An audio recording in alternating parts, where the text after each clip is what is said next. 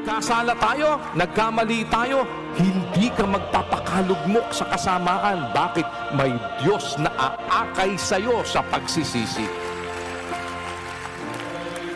Diba ang Diyos ang umaakay sa atin sa pagsisisi?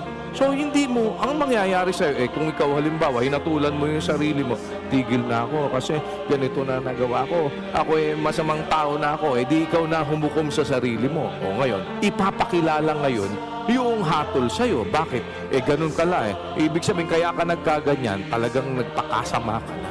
Pero kung ikaw, tumutugon ka doon sa pag-akay ng Diyos, sa pagsisisi sa'yo, hindi ka mananatili sa kasalanan. Magpapatuwid ka sa paghakbang mo. Tuloy kang hahakbang. Kasi sabi, ang Diyos na nagtutuwid ng ating mga paghakbang. Paano itutuwid ng Diyos yung paghakbang mo?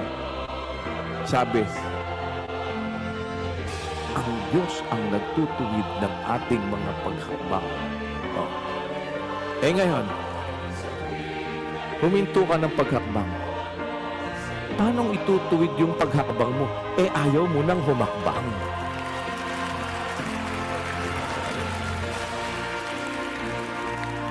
Di para maituwid yung paghakbang mo, eto, no? Hakbang, hakbang, hakbang. Anak, hindi dyan, dito. Dito. Di ba? Tinutuwid yung paghakbang mo. Bakit? Kasi, papunta ka na dun sa hindi mo dapat puntahan. Hindi, dito ka, anak, dito ka. Basta ikaw, hakbang lang, kapatid, ituloy mo. Huwag mong hatulan ng sarili mo. Dahil ang Diyos ay lalong dakila kaysa ating mga puso.